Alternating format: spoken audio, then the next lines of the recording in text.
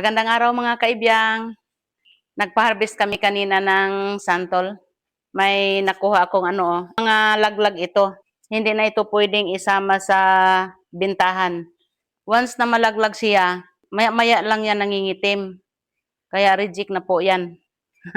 Marami-rami akong naipon, no?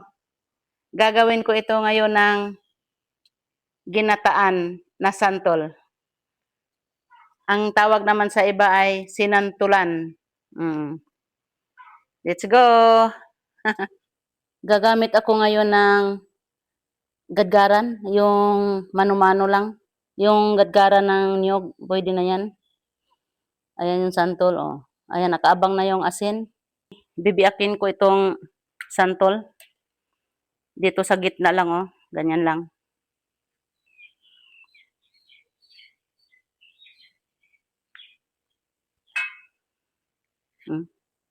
Oh, ang ganda ng laman, oh. Hindi pa siya nangitim. Pero may baka dito banda sa dulo ang itim nito. Hindi ko alam kung saan yung dumapo talaga sa lupa. Pero ito, laman, hindi nakasali yan. Pwedeng kainin. Ganito lang, oh. Kuhanin mo yung laman. Pwedeng kainin. Kayurin mo lang itong banda sa gitna, yung ganito, oh. Yan. Ganito na siya. Ito na yung kakayurin. Ganyanin, oh. Parang nagkayod ka lang ng niyog.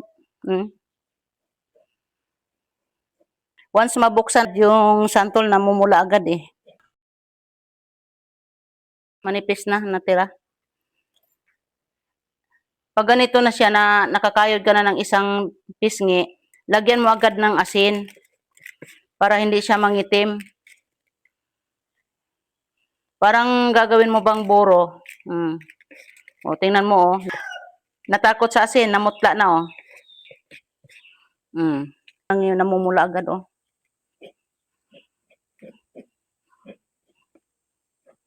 Okay na.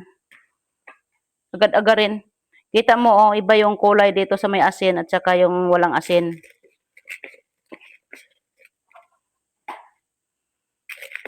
Takot sila sa asin. Ang gaganda pa naman sana, oh. Kaso nga lang, marireject kasi sila.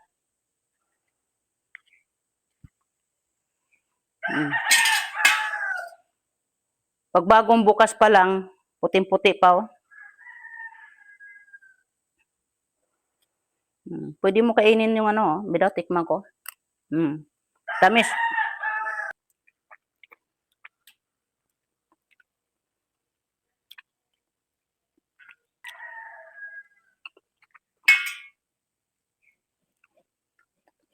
Saglit man lang din siya kayurin, oh. Simot na yan. Nipis na, oh.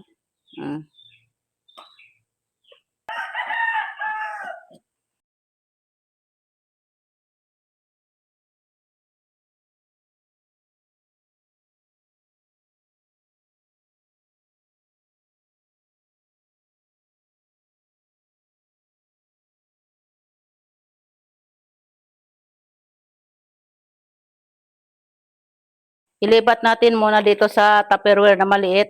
Dito. Lagyan ko ng asin sa ibabaw. Oh, ayan. Nakakalahati pala. Pwede mo na itong i-stack kung hindi mo agad maluto. Di na siya masira kasi may asin na. Kahit bukas mo na lutuin or sunod araw. Ayan. Ito kasi yung ginawa ng iba. Pag maraming santol, yung lalo na pag maraming laglag, ginaganito, binuburo, tapos ini-stack. Ito na mga kaibiyang yung binuro kong santol. Lulutuin ko na ito ngayon. Hugasan ko muna ito ng mga 3 hugas or 4 na hugas. Maputi yung katas niya kasi yun yung dagta. Para siyang gatas ang katas.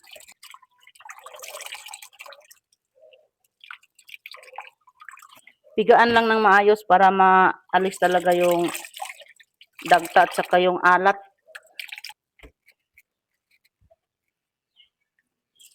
Sasalain ko po kasi ano kasi to pinong-pino, kagaya niyan, no? Di kasi madakot eh. Kailangan salain. Ayan, oh. Hmm.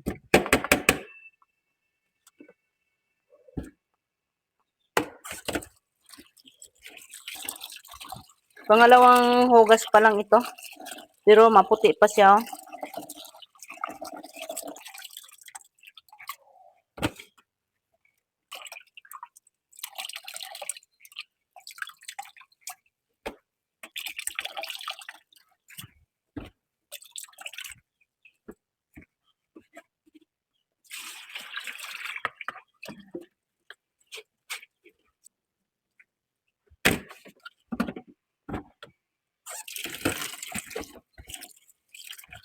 Yung pangatlong hugas, medyo malinaw-linaw na yung katas niya.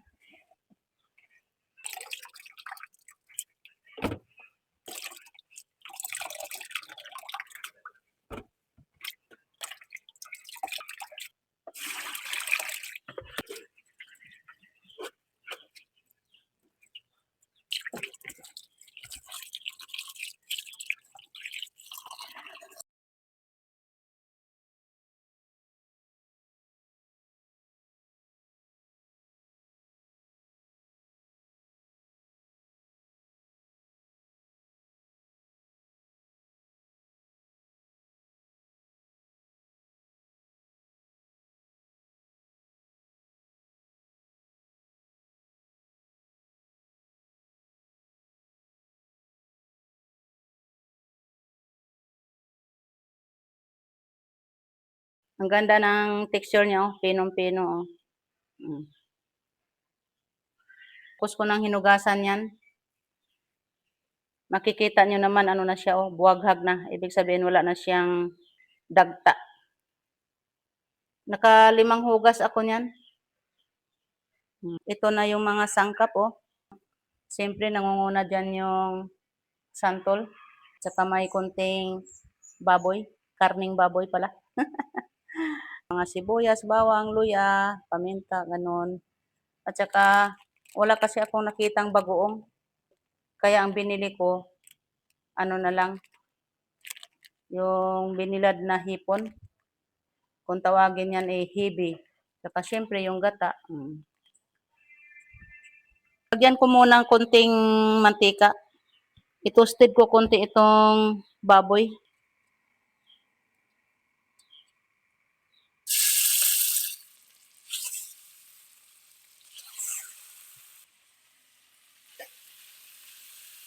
Masarap itong ginataan na santol pag yung maraming gata.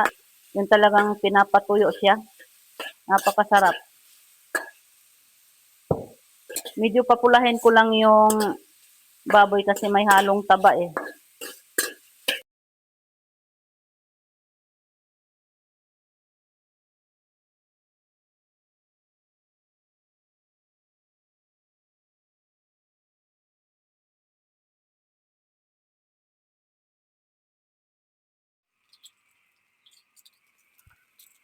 Ito na oh, medyo toasted na. I-gilid na natin. Hindi na ako nagdagdag ng mantika. Yun na yung mantika niya. Unahin natin yung sibuyas.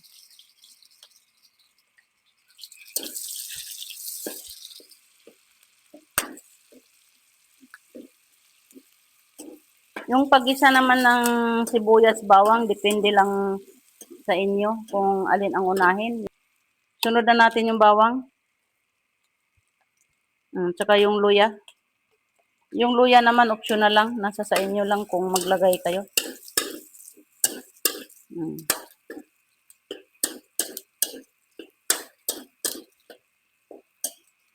Mabango yung bawang pag hindi sunog. Tsaka hindi papait yung nilutong ulam. Ihalo na natin itong baboy.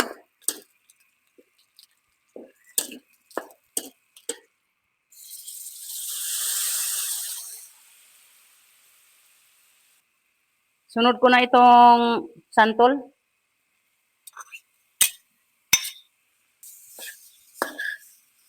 Ang bango. Sa sahog naman nasa sa inyo lang yun kung ano yung gusto nyong sahog. Pwede naman hipon. Hipon pag yayamanin. Nya kay purdoy man ta, baboy lang. Baboy konti. Mahal kasi yung hipon. Takpan natin muna. Sinangkotsa ko muna yun. Wala pang gata yan. May katas siya Patuyo-tuyuin muna natin. Ilagay ko na dito yung hibi. Hibi kung tawagin to. Hipon na dry. Dried hipon. Ayan, ano ba yan? Oh. Optional lang din ito. Kasi mayroon namang iba na allergy sa hipon. Pwedeng hindi na maglagay. Wala pala akong sili. Maglagay lang ako ng chili paste. Kunti lang. Yan ito lang. Haluin muna natin. May katas-katas pa kunti. May katas pa. Ilagay ko na yung gata. Yung gamit ko lang yung Coco Mama. Mahal kasi yung nyug Yung pinakamaliit 60. Kukunti lang din gatang makuha mo doon.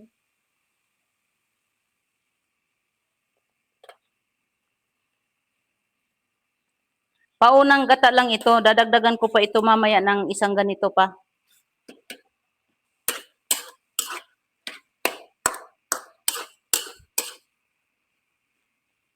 Itsura pa lang parang hindi siya santol.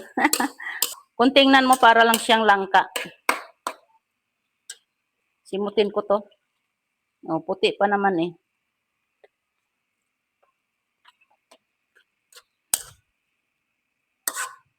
Lagyan ko na ng pamintang durog. Pampalasa, konti lang. Magic sarap, konti. Para ma-magic ang lasa. Okay na yun, tama na yun.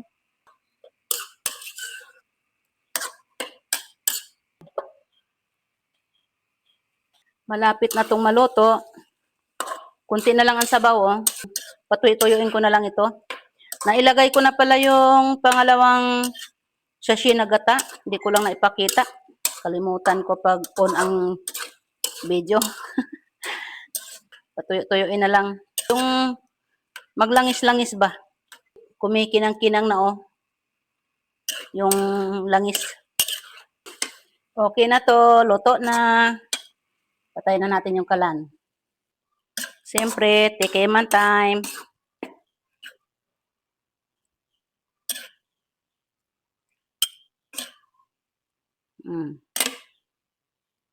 Tikman na natin. Mainit-init pa.